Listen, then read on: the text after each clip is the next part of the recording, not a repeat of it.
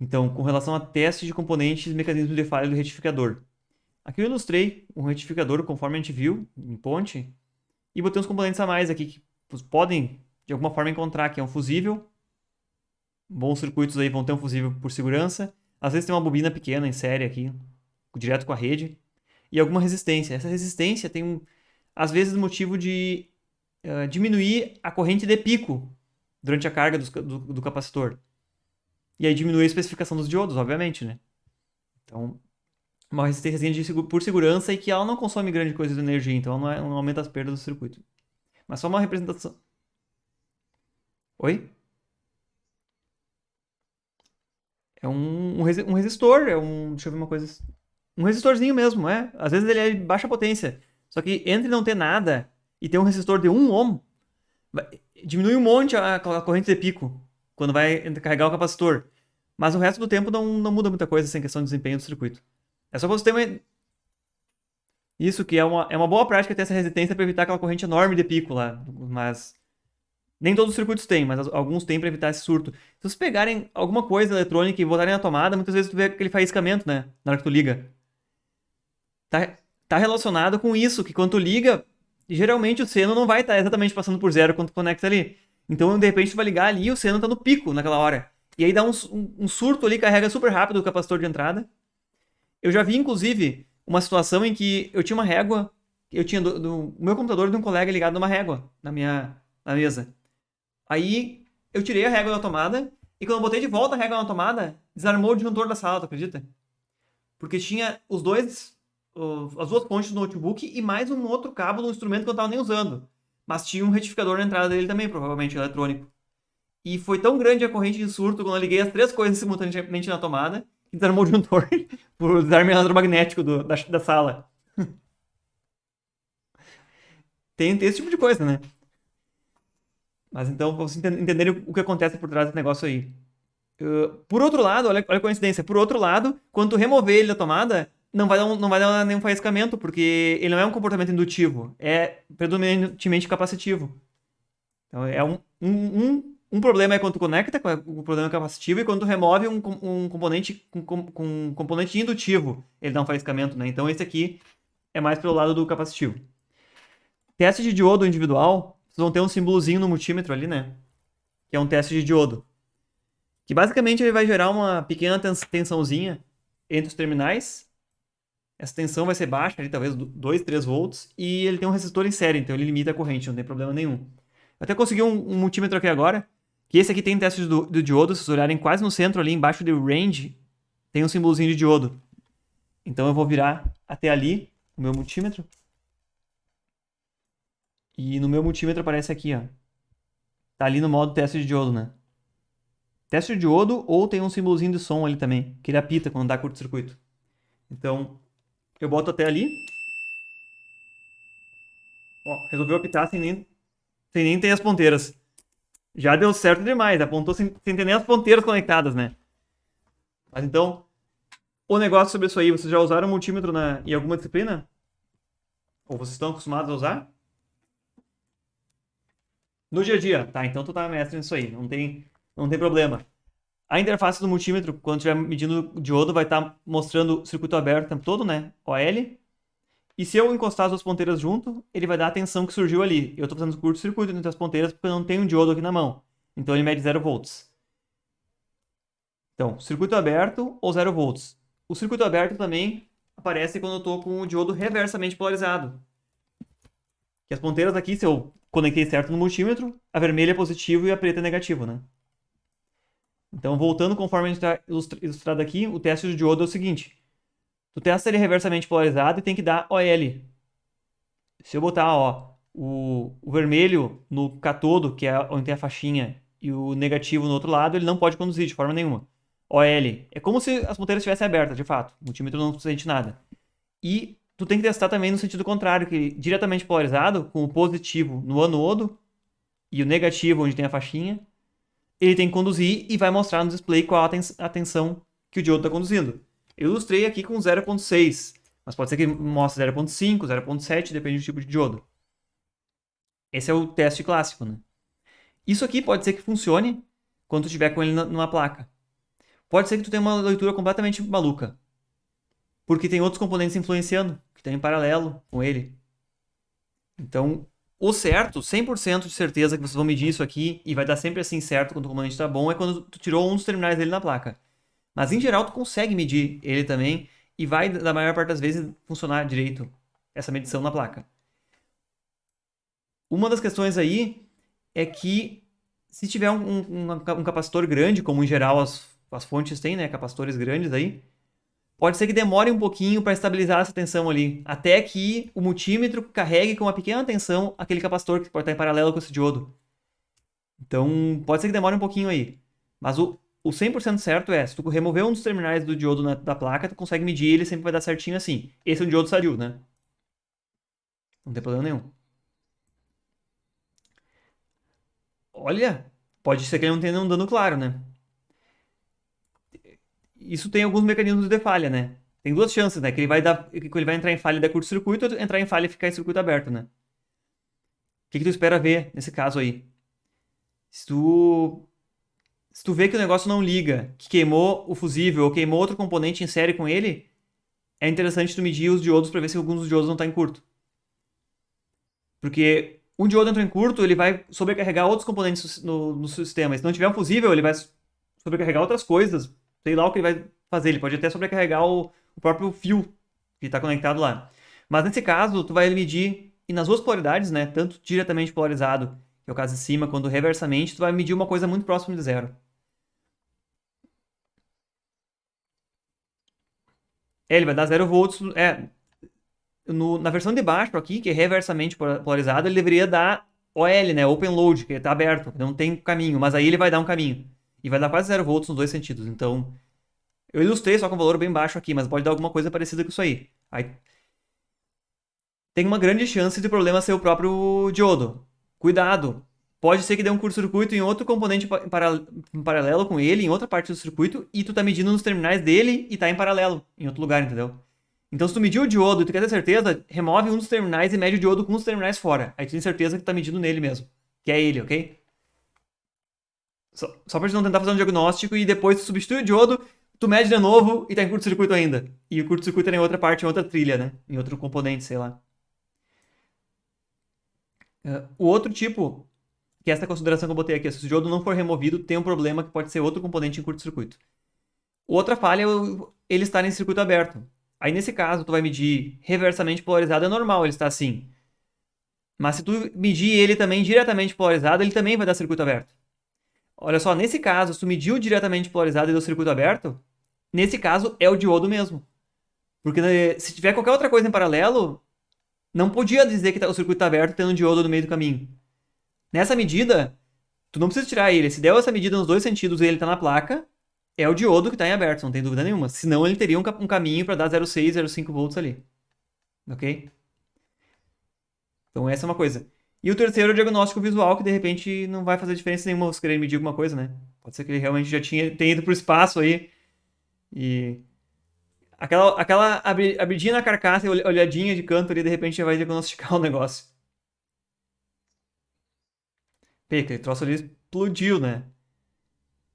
Geralmente tem alguma das coisas que perde a queda de braço, né? Quando dá um curto-circuito, quando dá uma falha. Às vezes pode ser um diodo também. Uhum. Se vocês forem procurar uma coisa, olha só, tem uma curiosidade. E de repente um dia vocês podem cair com isso aqui e ficar batendo a cabeça em cima, olha só. Existem dispositivos que têm um comportamento de diodo e que são diodos pequenos dentro de vários tipos de componente numa placa.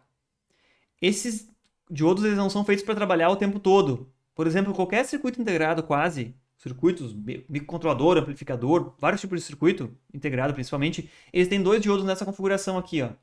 Sendo que aqui em pad é o pino eletricamente, o terminal que a gente solda, e aqui é o que está dentro do circuito. Eles têm dois diodozinhos assim, ó, nessa configuração aqui dentro. Esses diodos não vão conduzir normalmente durante a operação do circuito. Esses diodos só estão aqui para evitar aqui uma descarga estática, que a gente até comentou na outra aula, né? Que os cuidados que tu tem que ter com lidar com eletrônicos, a descarga estática é um problema. Tu pode estar carregado positivamente ou negativamente. Quando tu encosta no circuito, tu descarrega, né? Ali. Então, quando tem uma descarga estática positiva, com uma tensão muito alta, ele vai conduzir esse diodo de cima, e VDD geralmente é um nó que tem uma capacitância maior, ele vai conseguir absorver aquela energia, sem que suba tanta tensão no próprio pino. E quando tu tiver uma carga eletrostática negativa, que tu nunca sabe, né? Pode acontecer as duas, vai conduzir esse diodo de baixo aqui para descarregar essa carga eletrostática desde o terra. Então, são diodinhos de proteção, mas o que acontece? Às vezes tu pode ter uma dúvida se o circuito funciona. Tu pode pegar aquele circuito integrado, aquele circuito genérico que tem lá, e testar se entre a alimentação e o pino de pad tem um diodo conduzindo. Bota o positivo do multímetro do pad e a alimentação bota o negativo. Ele conduziu. Beleza, pode ser que esteja funcionando aquele circuito então. Ou testar o de baixo também. Bota o positivo no terra e o negativo no pino do circuito. Vai conduzir esse do diodinho de baixo. Vai conferir que ele tá bom aí. Ok? Só por uma curiosidade que existem diodos aí, mas que a gente não usa eles. Não tem utilidade prática. É só para proteção. Se der uma descarga estática ou sobreaquecer o componente ou está danificado internamente, muito provavelmente vai danificar também esses diodos aqui por superaquecimento ou o que seja. E aí também não vai funcionar, entendeu? Olha só, eu digo isso aqui por assim, é quase uma curiosidade, mas pode ser que em algum momento vocês observem esse efeito estranho aqui. Ou até às vezes, olha só, olha que curioso, o circuito não está alimentado, vamos dizer, uma parte do circuito não tem tensão. E tu alimenta outra parte do circuito e bota tipo 5 volts aqui do pino, só que o lado de cá não está alimentado. O que acontece? Tu bota 5 volts aqui e o resto do circuito tu mede e o VDD fica com 4 volts mais ou menos. Porque por dentro do chip ele conduziu esse diodo e alimentou o resto do circuito por aqui. Entendeu? Pode acontecer isso aí. Não é feito para isso, né? Ele pode começar a sobreaquecer se tu botar alguma carga ou uma coisa do outro lado, mas tem um efeito parasita aqui, entendeu? Esses caras estão para proteção, mas se tu botar uma tensão alimentando o circuito e não estiver alimentando pelo outro lado, ele pode, pelo aquele pino, entregar tensão lá para uma parte do circuito que tu achou que tivesse desligada até, e tu tá alimentando ela sem querer por aqui. Mais uma curiosidade, também tem diodo envolvido. O nosso último ponto aqui é sobre teste de capacitor. A gente pode falar sobre duas coisas, né? Medida de capacitância, que é o que tem ali no multímetro, né? Aquele símbolozinho do capacitor que tem no multímetro é para medida de capacitância, né? Que basicamente o que eu vou ter que fazer aqui é polarizar com as duas ponteiras do multímetro, uma em cada lado do capacitor. O capacitor eletrolítico, a gente sabe que sempre tem uma faixinha aqui onde é o negativo dele. Então a gente bota a ponteira negativa ali para ter certeza que a gente está medindo a polaridade certa. E em geral ele vai botar ali 2, 3 volts e vai medir a capacitância para ti. Capacitor cerâmico, a maior parte deles não tem polaridade, então tu escolhe o lado que tu vai querer botar. Quase todos esses capacitores soldados em placa, que é tipo SMD, são cerâmicos, eles não são polarizados então, né? E a outra questão é que nem sempre a gente quer medir a capacitância. Aqui, ó, essa é a minha observação aqui de baixo. Nem sempre a gente quer medir a capacitância, muitas vezes a gente só quer conferir se aquele capacitor tá bom ou não tá bom, se ele entrou ou não entrou em curto-circuito. Vocês vão olhar e tem placas eletrônicas, às vezes, com dezenas de capacitores. Não sei se vocês estão acostumados a botar a mão em placa eletrônica todo dia. Mas tem placas que tem dezenas de capacitores aí, um do lado do outro. E um desses capacitores que falha, o circuito inteiro não funciona. Então, tu diagnosticar um circuito com problema, muitas vezes é ir lá nos capacitores e ficar medindo um por um para ver se eles estão em curto-circuito. Não importa muito o valor da capacitância. Mas só ver se eles não estão em curto-circuito já é um passo bom para diagnosticar um problema. Então, é uma das possibilidades. É, isso aí. No caso, os LEDs estão todos em série, né? Nesse caso aqui, um capacitor em curto-circuito que está em paralelo com os outros. Então ele não deixa que a tensão em toda aquela alimentação não vá para o valor nominal, né? E isso é bem comum mesmo. Eu até esses dias eu estava assistindo um vídeo, tem uns vídeos nos caras que mostram fazendo uma manutenção em coisas complexas assim no YouTube. É legal pra gente aprender, né? E até os métodos deles fazerem o diagnóstico e tudo isso.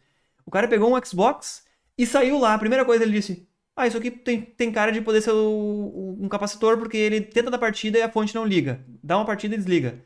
E ele foi lá e pegou a placa inteira e foi bipando com o multímetro no modo de diodo, só com o sinal, o bipzinho que era ativado, né? E ele pegou cada um dos capacitores e foi testando.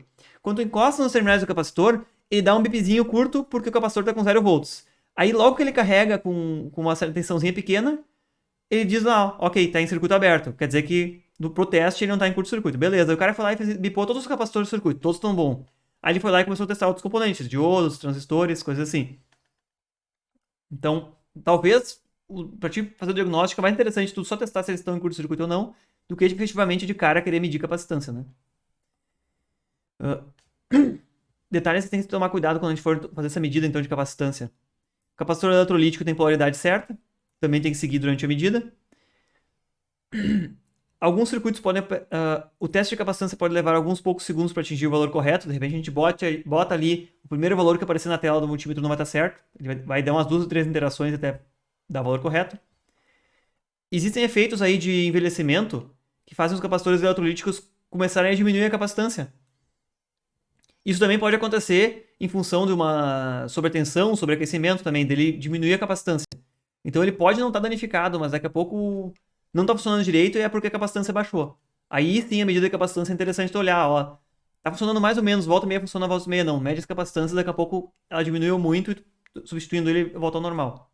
Variações de até 10% aí na capacitância costumam ser toleradas, inclusive olhando na folha de dados dos capacitores, eles podem ter tolerâncias até maiores aí, pode ter tanto para cima quanto para baixo, né? É comum existirem capacitores em paralelo do circuito. E muitas vezes eles estão em paralelo, mas eles estão espalhados geometricamente em vários lugares. Tem um motivo para isso. Mas quer dizer que se eu medir um curto-circuito em 2 terminais de um capacitor na placa, daqui a pouco não é ele que está em curto-circuito, é outro capacitor que está do outro lado da placa, mas está em paralelo com ele. Então, muito cuidado nessa hora. Certo? É interessante saber, capacitor é muito comum que tenha, eu não vou dizer centenas, mas dezenas de capacitores podem estar paralelos na mesma placa. E a inspeção visual da falha, que vocês não têm dúvida nenhuma, né? Um capacitor que vocês vão encontrar uma sujeirinha em cima dele aqui. Provavelmente ele já vazou aqui, já foi sobreaqueceu, durou um curto-circuito nele. E esses aqui também, ó, se vocês forem olhar ele, pode ser sutil isso aqui. Mas esses capacitores aqui, eles estão estufados, ó. Se vocês forem olhar em cima deles. Isso é um sinal muito ruim. Que a tampinha de cima está estufada. Pode não ter chegado a vazar o líquido ainda, como esse da direita aqui. O líquido dielétrico que tem lá dentro. Mas eles estando estufados, já considera que ele já está problemático e talvez seja o primeiro passo para fazer um diagnóstico, um conserto, ok? Pode ser que esteja funcionando com eles estufados assim, mas é um indício de problema.